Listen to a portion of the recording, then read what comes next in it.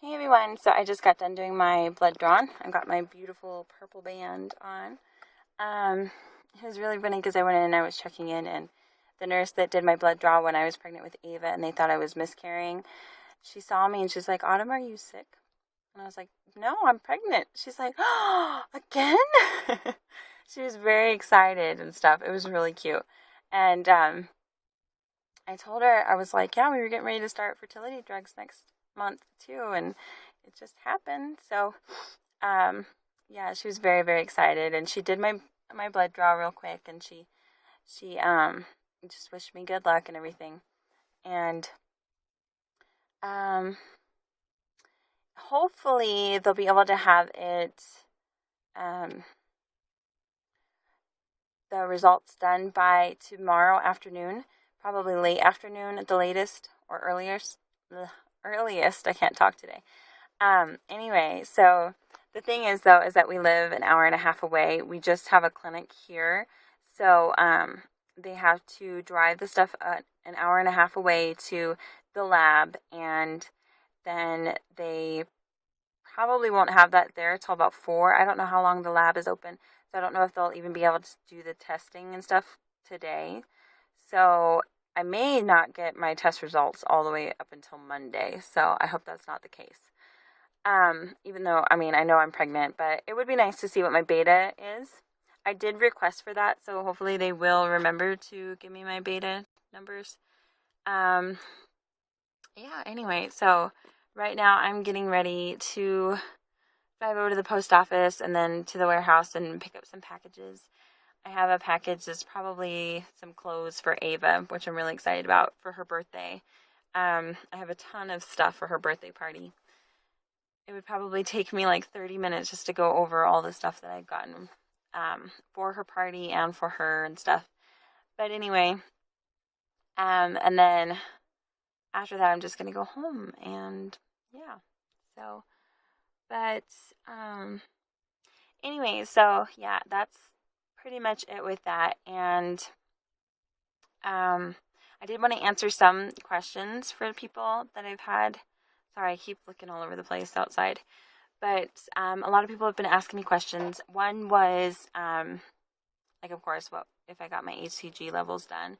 Generally, though, when you do get a positive pregnancy test, it's 99.9% accurate. They don't, they're very, very accurate these days. So, and that's what my doctor told me. She's like, even if you don't get one, you should have no concern about not being pregnant.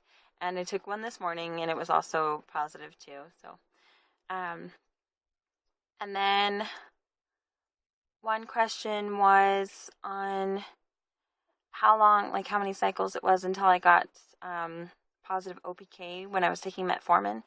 I was taking metformin back in 2011 from January to the beginning of May when I found out I was pregnant.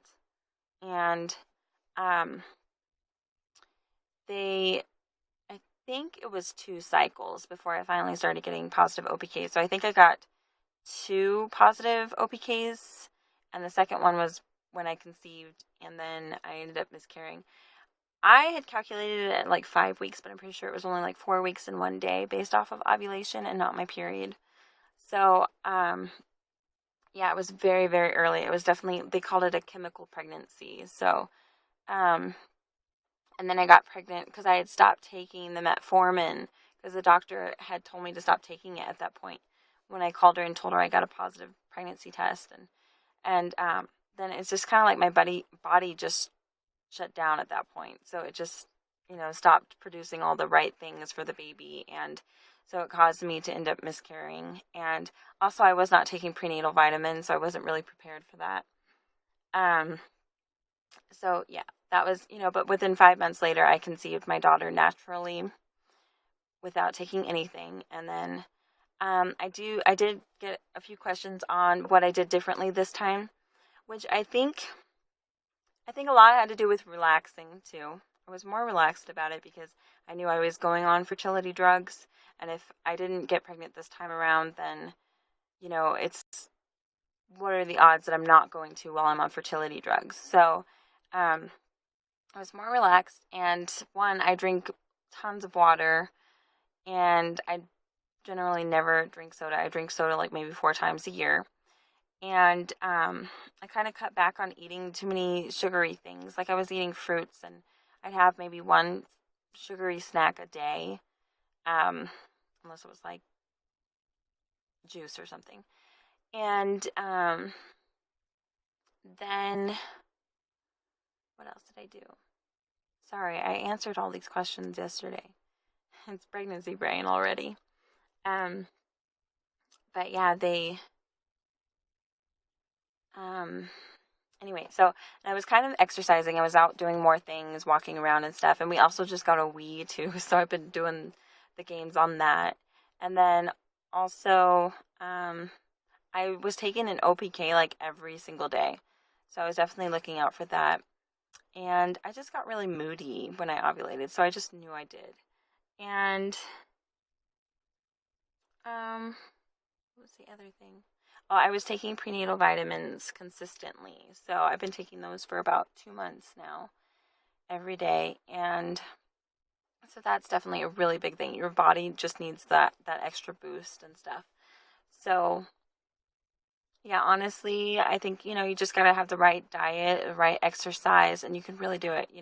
I have PCOS. I just had 2 giant cysts erupt last month and was in a lot of pain. So I completely understand the fears of infertility and stuff like that. So, I mean, it can happen for anyone, and you just really, just try everything you can, because it's so worth it. And right now there's like 4 different options you have out there. They have IVF, they have fertility drugs, they have, there's so many different choices now. So even if you can't conceive naturally, there's still other options. And just talk to your doctor about your concerns, like your OBGYN. They can't just tell you, well, you can't be on these things, and just tell them, look, I want your help to help us have a baby. Like my sisters, it seems like they can't get diagnosed with something. It's like, well, if I had that problem, if I wasn't diagnosed with PCOS, I would say, well, look, I'm leaving it in your hands to help me find a way to get pregnant then. So, and don't do that whole birth control thing, because birth control, your body goes completely back to being irregular right after you stop taking them, if your body is literally that irregular. So I think birth control probably helps a few people, few women, but it's not worth it. So, and then also my due date it's either November 9th or November 10th. And the reason why I say that is because I did ovulate on Saturday, that was a 16th, February 16th. And the reason why I don't think I'm due on November 9th is because I had the cervical mucus, TMI, on Sunday, the 17th.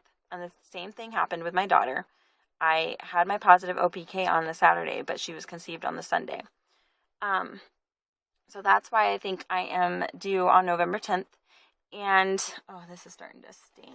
I'm taking this off. Anyway, there's a lot of blood. Jeez. Anyway, the way that you calculate your due date, if you ladies don't know, and this is the only reason I know is because I had the experience with Ava. So the way that you calculate your due date, if you know what day you ovulated, then